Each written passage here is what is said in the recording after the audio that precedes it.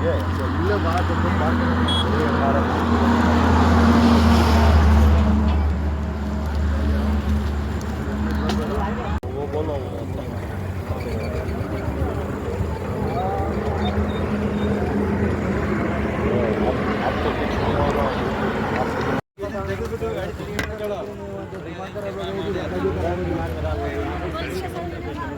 ಇದು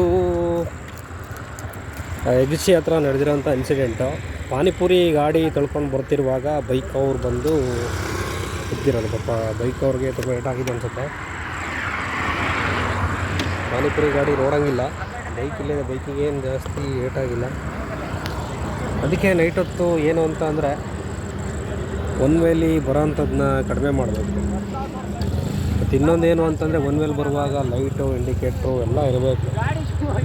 ಇಲ್ಲ ಅಂತಂದರೆ ಈ ರೀತಿಯ ಸಂಭವಗಳು ನಡೀತವೆ.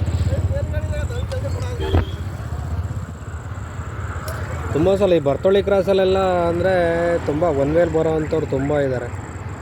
ಬೈಪಾಸ್ ಆಗಿರೋದ್ರಿಂದ ತುಂಬ ಗಾಡಿಗಳೆಲ್ಲ 100-120 ಮೇಲೆ ಇರುತ್ತೆ. ಬಟ್ ಒನ್ ವೇಲ್ ಬರೋರ್ಗೆ ಅದು ಯಾವುದೂ ಲೆಕ್ಕಕ್ಕೆ ಇಲ್ಲ. 5-10 ನಿಮಿಷ ಬೇಗ ಹೋಗಬೇಕು ಅಂತ ತಮ್ಮ ಪ್ರಾಣಗಳನ್ನ ಒತ್ತೆ ಇಡ್ತಾರೆ. ನೋಡಿ, ಕೇರ್ಫುಲ್ಲಾಗಿ ಓಡಾಡಿ. ನಮ್ಮ ಹಾಸನ ಬೈಪಾಸ್ ಗುರು ಇದು, ಮಂಗಳೂರು, ಹಾಸನ ಟು ಮಂಗಳೂರು. ನಾವುಗಳು ತುಂಬ ದಿನಗಳಿಂದ ಈ ರೋಡಲ್ಲಿ ಆಕ್ಸಿಡೆಂಟ್ಗಳನ್ನ ನೋಡ್ತಿದ್ದೀವಿ. ಅದು ಒನ್ ವೇಲ್ ಬಂದು ಆಕ್ಸಿಡೆಂಟ್ ಆಗ್ತಿರೋದು.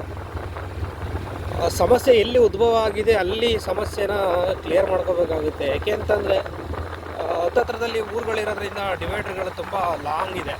ಬಳಸ್ಕೊಂಡು ಬರಬೇಕು ಅಂತ ಇವ್ರು ಏನು ಮಾಡ್ತಾರೆ, ಒನ್ ವೇಲ್ ಬಂದುಬಿಡ್ತಾರೆ. ಈ ಕಡೆಯಿಂದ ಸ್ಪೀಡಲ್ಲಿದ್ದಂಥ ಗಾಡಿಗಳು ಟರ್ನಲ್ಲಿ ಗೊತ್ತಾಗೋದಿಲ್ಲ, ಸಡನ್ಲಿ ಹೋಗಿ ಗುದ್ದುಬಿಡುತ್ತೆ.